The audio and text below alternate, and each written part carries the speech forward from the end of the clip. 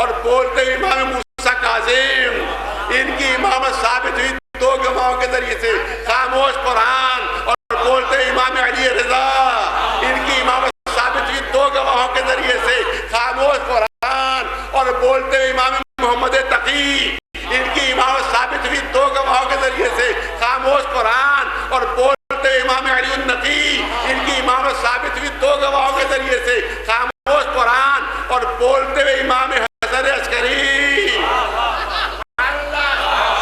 ان کی امامت ثابت ہوئی دو گواہوں کے ذریعے سے، خاموش قرآن اور بولتے ہوئے امام مہدی۔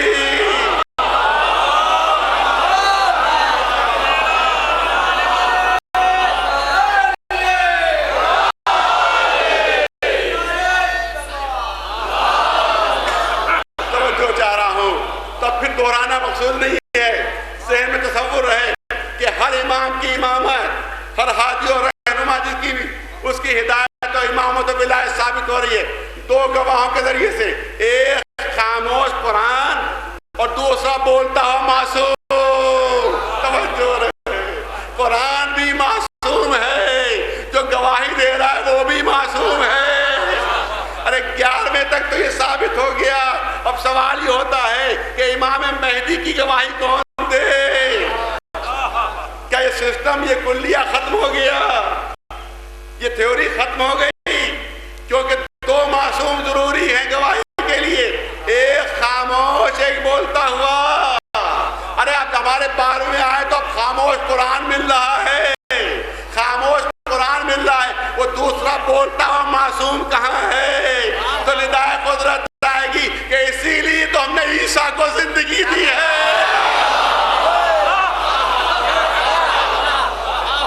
اسی لیے ہم نے عیسیٰ کو محفوظ رکھا ہے کہ جب یہ تشریف لائیں گے تو دو معصوم گواہ ہوں گے، ایک قرآن دوسرے بولتے ہوئے عیسیٰ۔ سلوات دینے والا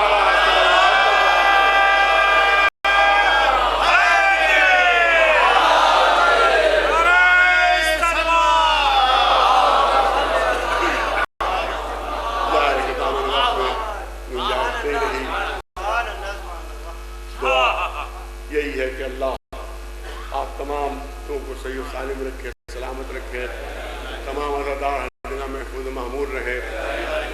یہ عزاداری ظاہر کہ اسلام کی شان ہے، دین کی شان ہے، اور اس کو ہرگز کوئی نقصان نہیں پہنچنا چاہیے، اور اگر خدا نہ خواستہ خود ہم ہی سے اگر سبب بن جائیں تو اس سے بڑی بدقسمتی اور کیا ہوگی۔ لہٰذا حقیقت کا اشارہ صرف یہی ہے کہ بہرحال کوئی ایسی بات نہیں ہونا چاہیے کہ ہمارے ذریعے سے عزاداری کو کوئی نقصان پہنچ جائے۔ لہٰذا یہاں کے پر کہیں پر کوئی اختلاف ہے، کہیں پر کوئی ایسی بات ہے کہ جس کی وجہ سے کوئی پریشانی پیش ہو رہی ہے، تو یہاں کے اوپر اور بزرگ علماء موجود ہیں، سب کے ساتھ مل کر اس مسئلے کو حل کیا جا سکتا ہے۔ بہرحال مجھے بس اتنا کہنا ہے کہ بزرگوں کا خیال ہے، اس سے زیادہ میں اور کچھ نہیں کہہ سکتا، اور بزرگوں کا احترام کی یہاں کے اوپر ہے، اس میں کوئی شک و شبہ کی گنجائش نہیں ہے، اور ہر مسئلے کا حل موجود ہے۔ انسان اگر حل کرنا چاہے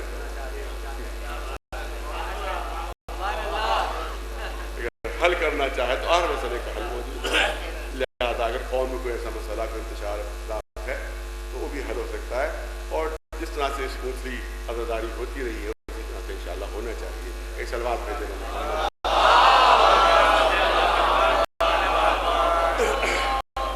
کیونکہ یہی ہماری روح ہے اور یہی ہماری جان ہے۔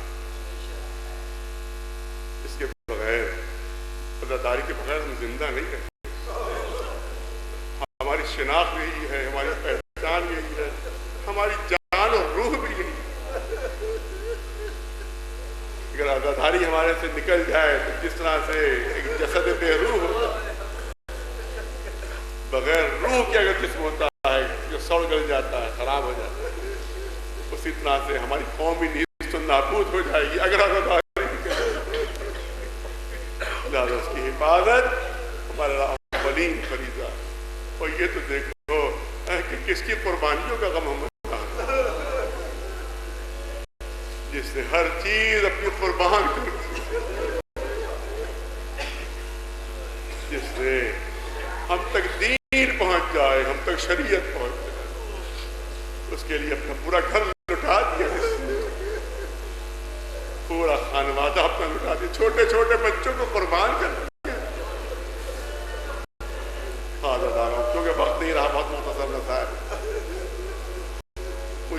فرمائش ہے کہ جناب صغرا کا تذکرہ کیا جائے. میں چاہتا ہوں کہ بس چند جملوں میں تذکرہ ہو جائے. ہاں یقیناً بڑی سخت منزل تھی آقا حسین کے لیے جب مدینہ چھوڑ گئے. وہ مدینہ جہاں نانا کا روضہ، وہ مدینہ جہاں ماں کی قبر، وہ مدینہ جہاں بھائی کا مزار. کتنی سخت اذیت میں ہو گے ہمارے آقا، کتنی سخت اذیت میں ہو گے ہمارے مولا. اس لیے روایت کہتی ہے کہ بار بار قبروں پر جاتے تھے اور رخصت ہوتے تھے قبروں سے، گھر پر آتے تھے، پھر واپس قبروں پر پہنچ جاتے اور پھر قبروں سے لپٹ کر فریاد کرتے تھے، اے نانا دل کی حسرت یہ ہے کہ پوری زندگی یہی مجاوری میں بسر ہو جائے، مگر کیا کریں امت والے برداشت نہیں کر رہے ہیں کہ ہم مدینے میں رہ سکیں، مدینہ ہمیں چھوڑنا پڑے. ہاں عزیزانو، وہ صبح نمودار ہوتی ہے کہ جب آقا کو سفر کرنا ہے. ایک کنیز روایت کرتی ہے کہ میں نے دیکھا کہ آقا حسین ایک کرسی پر تشریف فرمائے اپنے دولت سرا کے سامنے، اور اس کے بعد پہلو میں جناب عباس کھڑے ہوئے ہیں، جناب علی اکبر ہیں، جناب قاسم. وہ کہتی میں نے دیکھا کہ ایک پردہ اٹھا اور ایک بیوی سیاہ چادر اوڑھے باہر نکلی. وہ کہتی جیسے بیوی باہر نکلی کہتی جناب قاسم دوڑ کر آگے بڑھا. وہ کنیز کہتی میں سمجھ گئی کہ یہ ام فرما ہے کہ جس کے لیے جناب قاسم آگے بڑھتے ہیں اور احترام سے ان کو سوار کرواتے ہیں. پھر کہتی ہے کہ پھر ایک بیوی باہر نکلی سیاہ چادر اوڑھے. اب جناب علی اکبر آگے بڑھے اور بیوی کو سوار کروایا. وہ کہتی ہے میں سمجھ گئی کہ جناب ام لیلا کہ جن کو سوار کرنے کے لیے جناب علی اکبر آگے بڑھے. اس کے بعد کہتی میں نے دیکھا کہ ایک بیوی اور سیاہ چادر اوڑھے میں باہر نکلی. جیسے وہ بیوی آگے نکلی ویسے ہی جناب عباس اور انتہائی احترام سے ان بیوی کو سوار کرواتے ہیں. وہ کہتی میں سمجھی کہ جناب ام کلثوم کہ جن کو سوار کروانے کے لیے جناب عباس آگے بڑھے. اس کے بعد یہ کہتی ہے روایت میں ہے کہ اب انتظار ہو رہا ہے کہ کوئی اور نکلے، کوئی اور نکلے، کیونکہ ابھی شہزادی زینب باہر نہیں نکلی، شہزادی زینب باہر نہیں نکلی. ارے کیا سبب ہوا کہ تمام بیویاں نکل آئیں مگر یہ بیوی باہر نہیں نکلی. دیر لگ رہی ہے اس بیوی کو نکلنے میں. کیا سبب ہو گیا؟ ایک روایت مجھے ملی جو میں آپ کے سامنے پیش کرنا چاہتا ہوں کہ دیکھیے سب بچے جا رہے ہیں، تیاری کر رہے ہیں، تو اگر کوئی بچہ نہ جا رہا ہوتا تو جناب فاطمہ زہرا کے دل میں تسلی کہ کوئی بچہ نہیں جا رہا، میں بھی نہیں جا رہا. لیکن جب یہ بچی دیکھتی ہوگی کہ رقیہ سامان تیار کر رہی ہے، جب بچی یہ دیکھتی ہوگی کہ سکینہ اپنا سامان تیار کر رہی ہے لیکن مجھے بابا کی طرف سے اجازت نہیں ہے، اس بچی کو کتنی بے چینی ہوگی، کتنی اذیت ہوگی. تو جب بیویاں سوار ہونے لگی تو فاطمہ صغرا کہتی ہیں کہ میری چارپائی، میرا پلنگ جو ہے وہ دروازے کے پاس بچھا دیا تاکہ وہاں پہ سب سے رخصت ہو رہی ہے. تمام بیویوں سے ایک ایک کر کے رخصت ہو رہی ہے. جناب ام فرما سے رخصت ہوئی، جناب ام لیلا سے رخصت ہوئی، جناب ام کلثوم سے رخصت ہوئی، اور سب سے آخر میں جب پھوپھی زینب رخصت کرنے کے لیے آئی تو بچی کو جب گلے لگا کر ہٹنا چاہا تو ایسا لگا کسی نے دامن پکڑ لیا. آگے بڑھنا چاہا آگے نہیں بڑھ پا رہی ہے. اب جو دیکھا فاطمہ صغرا دامن سے لپٹی ہے.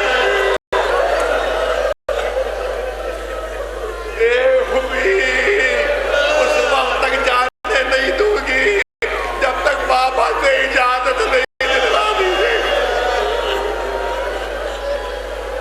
جب فاطمہ صغرا نے دامن نہیں چھوڑا اب جناب زینب مجبور ہوتی ہے، فرماتی ہے کہ جاؤ بھیا کو بلا کے لاؤ.